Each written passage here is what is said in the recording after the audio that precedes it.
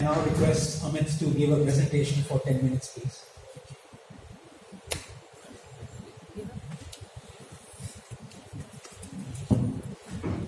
So, we have numbers. Everybody knows these numbers.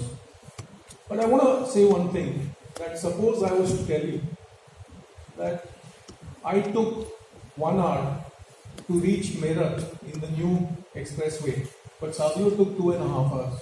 You'll say, oh, Savio is a bad driver. Or I'm a rash driver. But what I forgot to mention is I drove a Formula One car and Savio went in an Ambassador. So comparisons must be done based on facts. When you look at these numbers, they look big. And I'm going to explain to you what we've said in the book when we compare India's numbers. How do they compare with other large countries? But to begin with, many people ask me why I started. In fact, when we met the Prime Minister also, he asked, what inspired you to write this book? And I said, my son inspired me to write this book because he sent a WhatsApp message on our family chat saying, I made a mistake voting for this man in 2014 and 19. I'm never going to vote for him again. That's what inspired me to write this book. Because everybody started blaming Modi ji for the second wave of this pandemic. My question is, will any politician in the world do that to citizens of their country?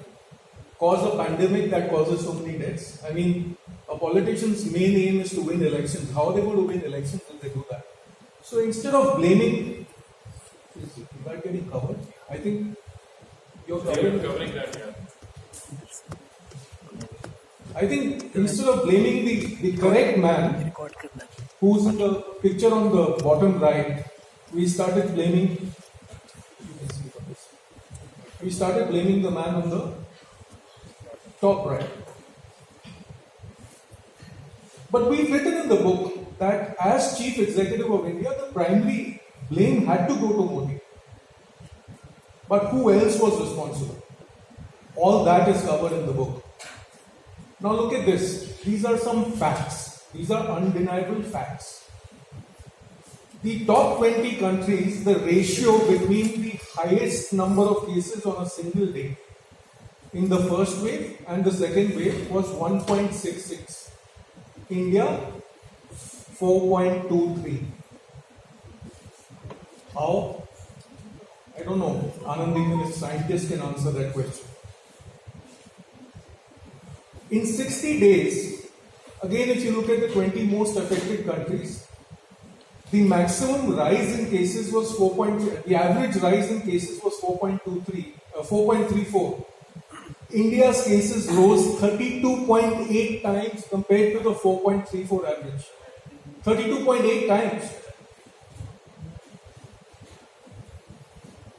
Currently, as we sit here, the US is facing what some people call a third wave, some people call a fourth wave. And the daily cases have already crossed in this wave, in the current wave, 589 per million. India, on 4th of May, 6th of May, the peak cases were 298 per million. I mean, I'm going to let this graph be here for another 10-15 seconds. Look at where India is. We were one of the lowest when you compare per million, and we have to compare per million. We cannot compare India's cases with Israel or Morocco or Cyprus, as unfortunately some of the leading newspapers in this country were doing. They were comparing India's cases. There were charts that I used to see in leading newspapers that I don't want to name, where there was a table and there were 8 countries: Morocco, Cyprus, Israel, India, Greece, and tiny countries compared to India, and they were comparing the cases. This graph visually explains the difference between the US and India. We can't compare ourselves with China because China does not disclose the correct numbers, right? As per China, only 4 people have died of COVID in the last 7 months. Only 4. Now, I don't know whether we should be happy about that or we should be sad about that. But the point is, therefore, the next country to compare with becomes US. Look at per million. This is not a graph created by me, friends. This is a graph created by Johns Hopkins School of Medicine and represented by Our World in Data, which is a very reputed organization, right? The data is from Johns Hopkins School of Medicine, an American university medical school. Look at where the US is and look at where India is. This is the truth, nothing else. If you take the worst week that we had, first wave, second wave combined, India had 1,962. In fact, the numbers that you see in red, in the case of Spain, Argentina, Brazil, Colombia and Iran, are fresh numbers in their third or fourth wave. The average during the second wave was 3,437. We were at almost half.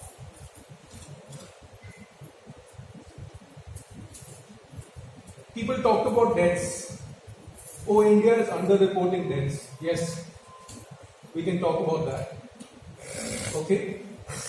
A study by the University of Washington Institute of Health Metrics and Evaluation, again an American university, said all countries in the world are underreporting deaths. All countries in the world.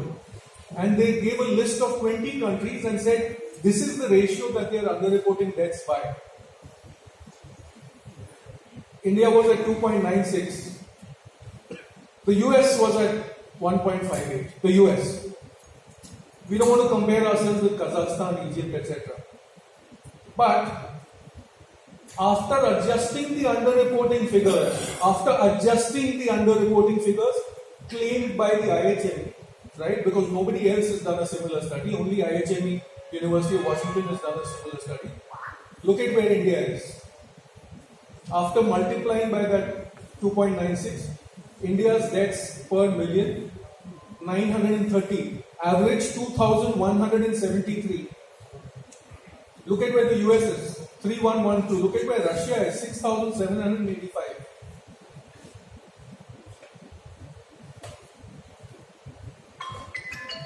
Talking about vaccination, this is fresh data as of yesterday. Since 23rd of August, India has given average 76.26 lakh vaccine jabs per day, which is, the ratios are given. 9.26 times US, 7.65 times Pakistan. Why I put Pakistan there? Because Pakistan is also a large country and, in terms of the I would say that similar food habits, similar living conditions, etc., it's a decent comparison. 5.52 times 27 EU nations.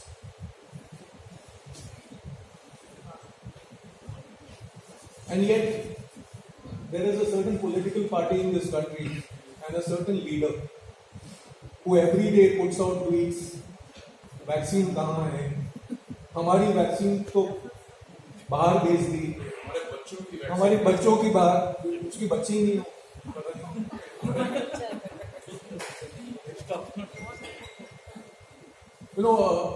There is a very nice quote that somebody, a professor at some Hyderabad university, wrote about the book. We don't know him, but he wrote it on Twitter and sent it to us. Beta can lie, data cannot.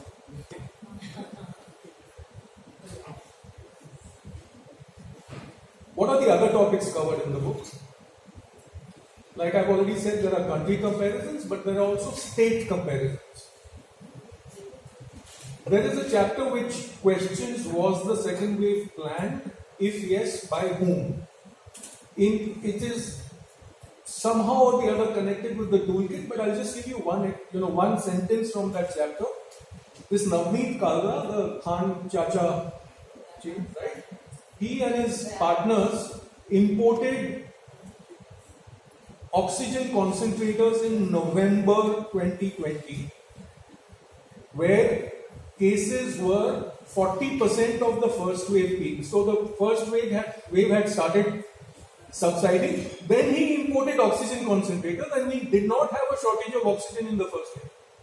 So did he know in advance that in the second wave we are going to have an oxygen shortage? How? The same party, the political party, I'll name it because we named it in the book. The Congress recruited 5 lakh, they called it social media warriors. And they said in February, first week of February, and they said this is to counter BJP's IT cell. Now, Shazia would know better, to the best of my knowledge and Sadhya's knowledge, the BJP IT cell, volunteers, paid people all put together is not more than 15,000 people.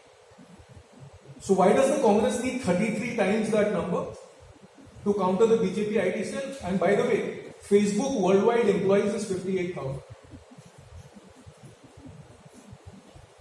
How did co-vultures profit from the second wave and who were the co-vultures? Detailed, very, very detailed analysis of vaccine requirement and availability.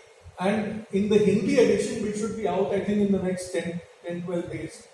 In the Hindi edition, we have updated the data up to 31st of August. Oxygen shortage, was it real or exaggerated? Shortage of hospital beds and ventilators. Did Prime Minister Modi do nothing? Why were the elections not postponed or cancelled? Central Vista project, that is how Hardeep ji's ministry actually got in touch with us and helped us get a lot of information that is presented in the book. Was the PM CARES fund being spent for COVID relief or not? We covered remdesivir, plasma, 2DG, the role of armed forces, how people, companies as well as individuals from India and abroad helped. And some of you may not like it, but there is a whole chapter on irresponsible journalism. And a detailed analysis on the role of China in producing what is potentially a bioweapon and how the US government funded the Chinese. The last chapter is called We the COVID-8s. How did we contribute to the second wave? And you know, my wife was telling me last night, we flew in from Srinagar. Kashmir, last 8 days, we didn't see people wearing masks. So in fact, my sister-in-law asked some guide over there, आप mask क्यों नहीं पहने हो? बोला नहीं जी, अल्लाह मेरे को Covid से बचा लेंगे. Whole of Kashmir, we didn't see, apart from hotel staff, nobody wearing masks. Last night we checked into the hotel, went for dinner, nobody wearing masks. When the third wave comes, Modi ji ne ki hai. That's what they're going to say, right? Thank you. Anand, I hope I didn't take extra time. Thanks very much, Amit, for that wonderful primer on the book. May I now request Dr. Puri to elucidate on this topic for 5 minutes, please. Thank you. That's what I've been told.